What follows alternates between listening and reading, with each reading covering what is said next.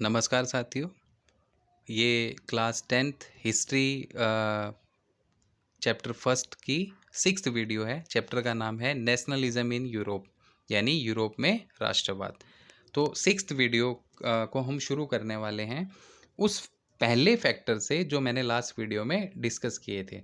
कई सारे फैक्टर्स मैंने आपको बताए थे कि यूरोप में राष्ट्रवाद का विकास होता कैसे है, या नेशन स्टेट की जो भावना है, जो सेंटिमेंट्स हैं, वो किस तरीके से विकसित होने शुरू होते हैं। तो मैंने 6-7 पॉइंट्स बताए थे और कहा था कि इन पॉइंट्स को हम डिटेल डिस्कस करने वाले हैं।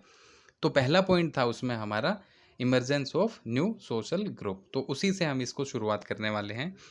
तो साथियों, क्या था ये emergence of new social group? तो मैंने थोड़ा सा हिंट दिया था लास्ट वीडियो में कि ये इसका कनेक्शन जुड़ता है इंडस्ट्रियलाइजेशन से, औद्योगिकरण से। और मैंने बताया था कि इंग्लैंड के अंदर औद्योगिकरण 18वीं सदी के सेकेंड फेज में शुरू होता है। लेकिन फ्रांस और जर्मनी की अगर हम बात करें, तो फ्रांस और जर्मनी के जो कुछ राज्य हैं उनमें इंडस्ट्रियलाइजेशन 19th सेंचुरी के दौरान होता है। लेकिन इंडस्ट्रियल ग्रोथ जो होनी शुरू हुई यूरोप के इन इलाकों में, तो उसकी वजह से एक नए सोशल ग्रुप का इमर्जेंस होता है, एक नए सामाजिक समूह का उदय होता है, और जिसके चलते जो नेशनलिज्म की फीलिंग है वो डेवलप होना शुरू होती है यूरोप में। तो पहले पॉइंट के साथ ही शुरुआत करते हैं। पहला पॉइंट हमारा क्या कहता है? Industrialisation began in England in second half of 18th century. यही मैंने अभी बताया कि इंग्लैंड के अंदर औद्योगिकरण 18वीं सदी के सेकेंड हाफ में होता है। अब थोड़ा सा देख लेते हैं सेंचुरी का खेला है क्या। 18th सेंचुरी का मतलब है साथियों 1701 से लेके 1800 तक। ठीक है। अब इसने ये लिखा कि सेकेंड हाफ में, यानी 18th सेंचुरी दो हाफ में बटी हुई है। 1701 से लेके 1750 और 1751 से लेके 1800। तो जो इंडस्ट्रियलाइजेशन इंग्लैंड के अंदर होता है वो होता है 1751 से 1800 के टाइम पीरियड के दौरान। इसको कहा जाता है सेकेंड हाफ। तो ब्रिटेन या इंग्लैंड के अंदर इंडस्ट्रियलाइजेशन कब हुआ? एक नंबर में कई बार पूछा जाता है। तो ये होता है second half of 18th century में। और वहीं पे एक दूसरा सवाल पूछा जाता है, फ्रांस और जर्मन स्टेट में इंडस्ट्रियलाइजेशन कब होता है? तो ये होता है साथियों 19th सेंचुरी में, यानी इंग्लैंड में इंडस्ट्रियलाइजेशन होने के बहुत बाद में। तो इस इंडस्ट्रियलाइजेशन का इम्पैक्ट क्या पड़ा? तो उसके लिए हम देखते हैं, in western and central Europe, because of the growth of industrial production and trade, new commercial classes emerge. जो पश्चिमी यूरोप है, ठीक है, और जो मध्य यूरोप है, यहाँ पे क्या बदलाव होता है? तो यहाँ पे ये बदलाव होता है कि यहाँ औद्योगिक उत्पादन में वृद्धि होती है, क्योंकि इंडस्ट्रीज थी। अब ब्रिटेन के अंदर इंडस्ट्रियलाइजेशन हो चुका था, तो इसका इम्पैक्ट आसपास के इलाकों पे भी पड़ा। तो होता क्या है कि पश्चिमी और मध्य यूरोप के कई सारे हिस्सों में जो इंडस्ट्रियल प्रोडक्शन है, औद्योगिक उत्पादन है, और जो ट्रेड है, व्यापार है, उसमें काफ़ी ज़्यादा ग्रोथ देखने को मिलती है। और उस ग्रोथ के बदौलत एक नई वाणिज्यिक जो वर्ग या समुदाय है उसका उद्भव होता है। एक नई जो कॉमर्शियल क्लास है उसका उद्भव यूरोप में हो जाता है। ठीक है। ये जो नया वर्ग था, ये जो नया वाणिज्यिक वर्ग था, इसका एग्जिस्टेंस किस चीज़ के ऊपर बेस्ड था? तो भाई इसका एग्जिस्टेंस बेस्ड था प्रोडक्शन फॉर द मार्केट, यानी बाजार के लिए उत्पादन पर ही इस नए सामाजिक समूहों का अस्तित्व आधारित था। ये जो नया सोशल क्लास या कॉमर्शियल क्लास इमर्ज हुआ, इसका अस्तित्व ही था बाजार के लिए प्रोडक्शन करना, क्योंकि ये लोग इंडस्ट्रियल सेक्टर से जुड़े हुए हैं। तो मार्केट में के लिए प्रोडक्शन करना, यानी अलग अलग इंडस्ट्रीज में काम करके सामान को या निर्मित माल को तैयार करना ही इनका काम था। उसको बेच के इनको प्रॉफिट होता था, जिससे इनकी इंडस्ट्रीज ग्रोथ करती थी। तो ये एक बड़ा बदलाव हमें देखने को मिलता है कि भाई इंडस्ट्रियलाइजेशन की वजह से एक नए सोशल ग्रुप का इमर्जेंस होता है यूरोप के अंदर। और ख़ास तौर से जो वेस्टर्न और सेंट्रल यूरोप था, वहाँ पे एक नई सोशल क्लास का इमर्जेंस होता है। और इस क्लास का सीधा सीधा लिंक था मार्केट के साथ में, कि मार्केट अगर सुचारू रूप से काम कर रहा है तो इन लोगों का जीवन यापन अच्छे से हो सकता था। नेक्स्ट पॉइंट को देखते हैं। ये जो इंडस्ट्रियल ग्रोथ होती है, the growth of town also took place due to industrial growth. इस औद्योगिक वृद्धि की वजह से नए नए औद्योगिक शहरों की भी स्थापना होती है, और जो छोटे छोटे कस्बे थे उनमें उनकी भी वृद्धि होती है, उनकी भी ग्रोथ होती है, जिसके चलते वो बड़े औद्योगिक शहरों के रूप में स्थापित हो जाते हैं। तो यानी सोशल क्लास के साथ साथ नई सिटीज़ भी इमर्ज कर रही हैं, जहाँ जो इंडस्ट्रियल सेक्टर के अंतर्गत आती हैं। ठीक है, अब ये जो नई मिडिल क्लास है, इसमें कौन कौन से सोशल ग्रुप शामिल हैं उसको देखना ज़रूरी है। कई बार पूछ लिया जाता है कि 19th सेंचुरी में यूरोप के अंदर जो सोशल ग्रुप या जो कॉमर्शियल क्लास इमर्ज होती है, उसमें कौन कौन से ग्रुप शामिल थे। तो साथियों, इसमें ये बाय डिफ़ॉल्ट हम लोग सारे जानते हैं कि इंडस्ट्रियल सेक्टर से जुड़े हुए हैं, तो जाहिर सी बात है बिजनेसमैन उसमें शामिल होंगे, इंडस्ट्रियलिस्ट उसमें शामिल होंगे, मर्चेंट्स उसमें शामिल होंगे, और इंडस्ट्रीज़ में काम करने वाले वर्कर्स शामिल होंगे। तो उसी चीज़ को यहाँ पे लिखा गया है, new middle class made up of industrialist, big businessman, professionals and working class population.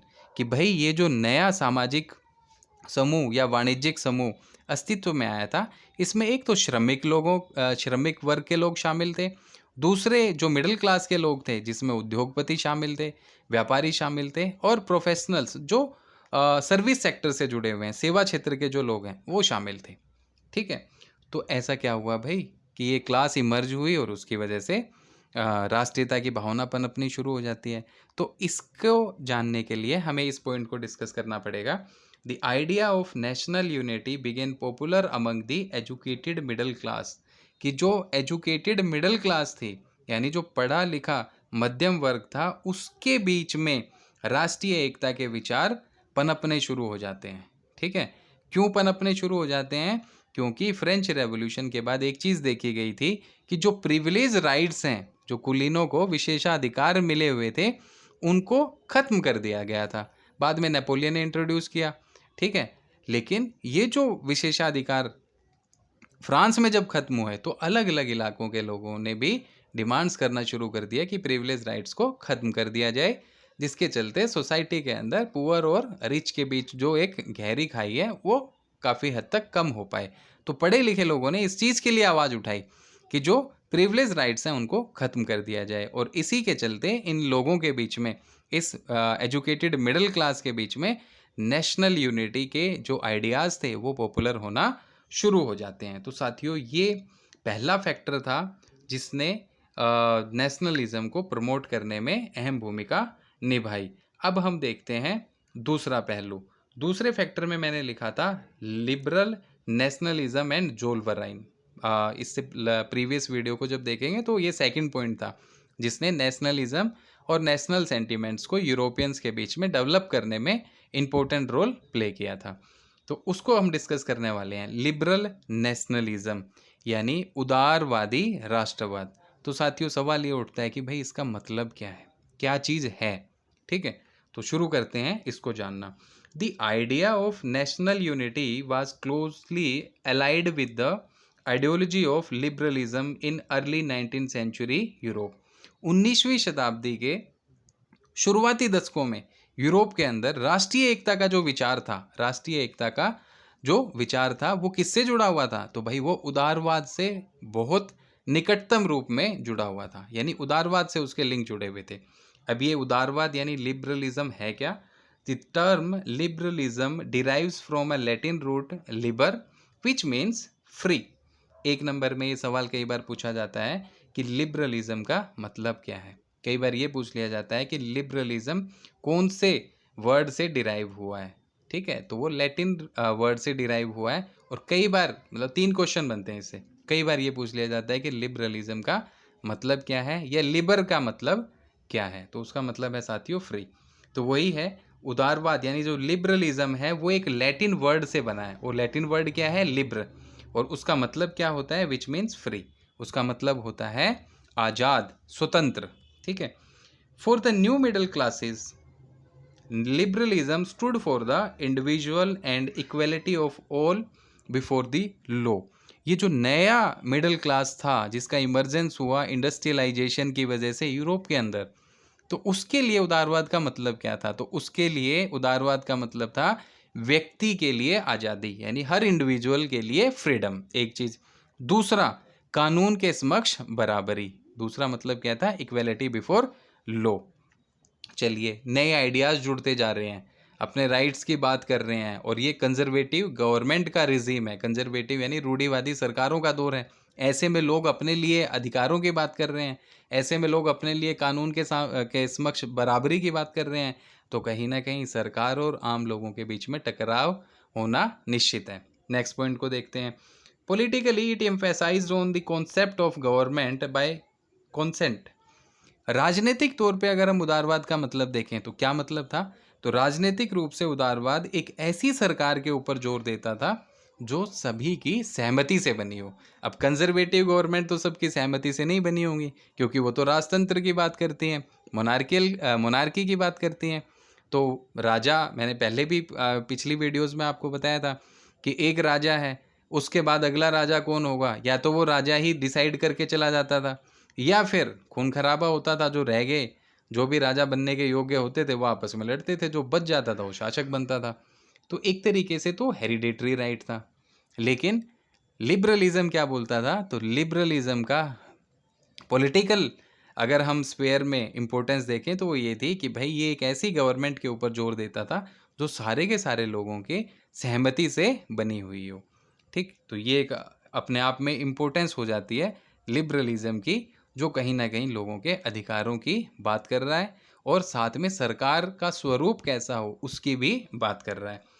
Liberals also stressed on the abolition of private property. साथियों, ये अबोलिशन नहीं है, क्योंकि जो लिबरल लोग थे वो प्राइवेट प्रॉपर्टी के को ख़त्म करने की बात ना करके ये प्राइवेट प्रॉपर्टी की अनिवार्यता पे, कंपल्शन पे जोर देते थे। तो ये जल्दबाजी में गलत टाइप हो गया, तो अबोलिशन नहीं आएगा। Liberals also stressed on the inviolability of private property, की भी प्राइवेट प्रॉपर्टी तो होनी चाहिए, इस चीज़ के ऊपर भी ये लोग जोर देते थे। तो राजनीतिक स्फेयर में, राजनीतिक क्षेत्र में उदारवाद का मतलब हमने समझा कि एक तो ये कानून, इक्वेलिटी ऑफ लॉ की बात करता है, दूसरा इंडिविजुअल्स के राइट्स की बात करता है, इंडिविजुअल की फ्रीडम की बात करता है, और एक ऐसी सरकार की बात करता है जो सारे के सारे लोगों की सहमति पे बने हो। अब हम देखते हैं कि इकोनॉमिक स्फेयर में लिबरलिज्म का मतलब क्या था, यानी आर्थिक क्षेत्र में उदारवाद क्या कहना चाह रहा है, क्या परिभाषित करना चाह रहा है।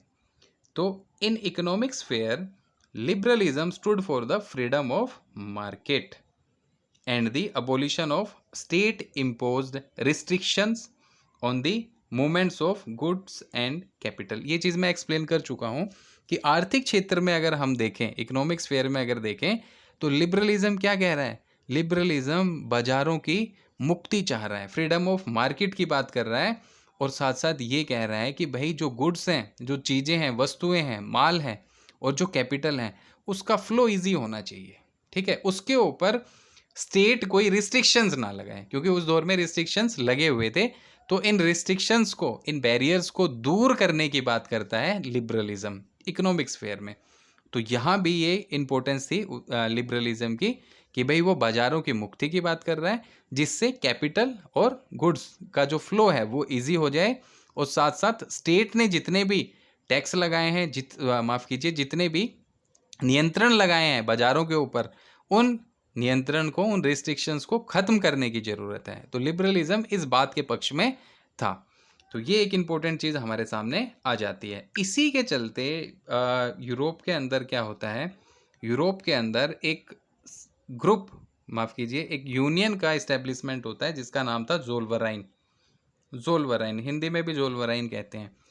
1834 में क्या हुआ कि एक कस्टम यूनियन को इस्टेब्लिश किया गया था। इन 1834 अ कस्टम्स यूनियन वाज फॉर्म्ड और established at the initiative of Prussia and joined by most of German states. कि 1834 में एक शुल्क संघ की स्थापना की जाती है, और इस शुल्क संघ की स्थापना करने का काम किसने किया, प्रूशिया ने किया था। ठीक है, और कई सारे जर्मन स्टेट इस संघ में शामिल होते हैं। ठीक है, अब इस ग्रुप ने किया क्या, द यूनियन, अभी जोल्वरिन की बात चल रही है, the union abolished the tariff barriers and reduce the number of currencies from 30 to 2। कि ये जो संघ था, इस संघ ने क्या किया भाई, एक तो इसने टैरिफ बैरियर्स को, जो सीमा शुल्क लगता था, उसको खत्म किया। उसको खत्म करने में इम्पोर्टेंट रोल प्ले किया, यानी जो शुल्क अवरोध थे उसको खत्म कर देता है ये। साथ साथ करेंसी यानी मुद्राओं की संख्या, नंबर ऑफ करेंसीज को भी रिड्यूस कर दिया। तो मुद्राओं की संख्या पहले 30 से ज़्यादा हुआ करती थी, ऑलमोस्ट 30 के आसपास करेंसीज यूरोप में इस दौर में थी, तो उन करेंसीज को भी 30 से घटा के 2 कर दिया। ठीक है, क्यों कर रहा है भाई, क्यों ज़रूरत है जोल्वराइन की?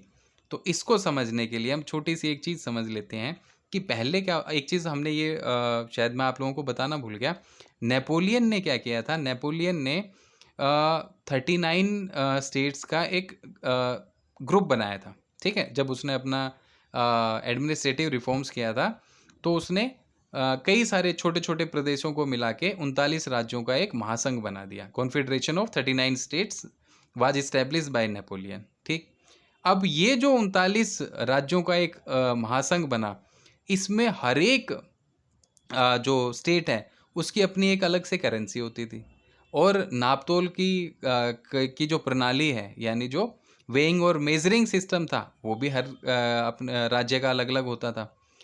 अब इसको एक एग्जाम्पल से समझ लेते हैं जो हमारी बुक में दिया गया है कि भाई 1833 में अगर किसी व्यापारी को अपना माल बेचने के लिए हैम्बर्ग से न्यूरेमबर्ग जाना पड़ता था, तो उस ट्रेडर को 11 जगह सीमा शुल्क देना पड़ता था। यानी हर स्टेट में, स्टेट के बॉर्डर के ऊपर चेक नाके होते थे, चेक पोस्ट होती थी, जहाँ पे वो टैक्स पे करता था। ठीक है, और हर बार लगभग उसको 5% के आसपास टैरिफ बैरियर देना पड़ता था। और ये जो टैरिफ बैरियर था, ठीक है, ये हर कमोडिटी के अकॉर्डिंग अलग अलग होता था। भाई वस्तु का वजन कितना है, वस्तु का आकार कैसा है, ठीक है, उस हिसाब से इसका परसेंटेज घटता बढ़ता रहता था। अब उस दौर में क्या था कि हर एक, अभी मैंने बताया कि हर एक इलाके की अपनी करेंसी थी, हर एक इलाके का अपना वेजरिंग और मेइंग सिस्टम था, वेजरिंग और वेइंग और मेजरिंग सिस्टम था। तो इसके चलते क्या था कि ये जो नापतोल की व्यवस्था हर इलाके के अलग अलग होने की वजह से हिसाब लगाने में, कैलकुलेशन करने में बहुत वक्त गुजरता था। तो कहीं ना कहीं इससे क्या हुआ, इससे ट्रेडर्स जो थे, जो व्यापारी थे, वो परेशान होने लगे कि एक तो टाइम खराब होता है, दूसरा कोई वस्तु है 100 रुपये की, वो 11 चेक नाकों को जब क्रॉस करेगी, अब व्यापारी चाह रहा है कि ये 100 में बनी है और वो उसके ऊपर 50 रुपये मुनाफा भी चाह रहा है, तो अल्टीमेटली वो 150 में बेचेगा। तो 11 चेक नाकों पे अगर हर जगह वो 5-5% उसका देता हुआ चलेगा, तो अल्टीमेटली आज जिस जिस कंज्यूमर के हाथ में वो वस्तु आएगी, तो उस तक पहुँचते पहुँचते तो वो हो जाएगी 400-500 रुपये की। तो इससे कहीं ना कहीं जो ट्रेडिंग एक्टिविटीज़ थी, जो ट्रेड था, उसको भी काफ़ी ज़्यादा लॉस हो रहा था। तो ये एक बड़ी समस्या थी। तो हिसाब लगाने में टाइम लगता था, साथ साथ उस वस्तु का जो कॉस्ट प्राइस है, माफ़ कीजिए, सेलिंग प्राइस भी बहुत ज़्यादा बढ़ जाता था। इसी में एक चीज़ और बताएगी कि भी कपड़ा मापने की एक यूनिट होती थी। ठीक है, कपड़े को मापने के लिए एक यूनिट होती थी, उसको एलए कहा जाता था, ELLE, हिंदी में एलए बोलते हैं। अब उसके साथ क्या लफड़ा था कि हर इलाके के अंदर इस एलए की जो लंबाई है वो जगह बदलने के साथ घटती और बढ़ती रहती थी। यानी अगर एक इलाके में एक एलए में 50 सेंटीमीटर कपड़ा मिलता था, तो हो सकता है दूसरे इलाके में एक एलए में 40 सेंटीमीटर ही कपड़ा मिलता हो, या हो सकता है किसी और इलाके में एक एलए में 55 सेंटीमीटर कपड़ा मिलता हो। तो इस तरीके से ये यूनिट घटती बढ़ती रहा करती थी। तो ये सारी चीज़ें क्या हैं, कहीं ना कहीं ट्रेडिंग एक्टिविटीज़ को बहुत ज़्यादा नुकसान पहुंचा रही थी। इसी के चलते ये जो नया एजुकेटेड मिडिल क्लास आया, ठीक है, जो बेसिकली इंडस्ट्रियलिस्ट, प्रोफेशनल्स और बिग बिजनेसमैन, जो ये ग्रुप्स इसमें शामिल थे, इनके इनिशिएटिव पे, साथ साथ लिबरलिज्म के इनिशिएटिव पे क्या हुआ कि लिबरलिज्म ने यही कहा कि भाई फ्रीडम ऑफ मार्केट होना चाहिए, मार्केट के ऊपर जो स्टेट का कंट्रोल है वो खत्म होना चाहिए, सारे रिस्ट्रिक्शंस खत्म होने चाहिए, स्टेट इम्पोज जो टैक्सेस हैं, जो बैरियर्स हैं, उनको भी ख़त्म किया जाना चाहिए। तो इसी के चलते जोल्वरिन को इस्टेब्लिश किया गया था। तो साथियों, ये वो 2 फैक्टर हम डिस्कस कर चुके हैं जो नेशनलिज्म को प्रमोट करने में अहम भूमिका निभाते हैं। तो ये जो लिबरलिज्म है, इसकी वजह से क्या हुआ, इसकी वजह से इकोनॉमिक नेशनलिज्म डेवलप होना शुरू हो जाता है, क्योंकि यूनिफॉर्मिटी आ गई अलग अलग इलाकों में। कहाँ 39 जर्मन स्टेट्स हैं जिनका कॉन्फेडरेशन नेपोलियन बनाता है, अब सबका अलग अलग करेंसी था, अब करेंसी एक हो गया, मेजरिंग का यूनिट एक हो गया, वेइंग का यूनिट एक हो गया, टैक्सेस खत्म कर दिए गए, तो हुआ क्या, movements of goods and capital easy हो गया, उसका फ्लो जो है वो ईजी हो गया, जिसने कहीं ना कहीं इकोनॉमिक नेशनलिज्म को प्रमोट किया। तो साथियों, जो रेस्ट ऑफ द फैक्टर्स हैं उनको हम लोग डिस्कस करेंगे नेक्स्ट वीडियो में। आज के लिए इतना ही। आशा करता हूँ आपको वीडियो पसंद आई होगी। अगर आपको वीडियो पसंद आई है तो कृपया करें, इसको शेयर करें, लाइक करें और सब्सक्राइब करें। Thank you.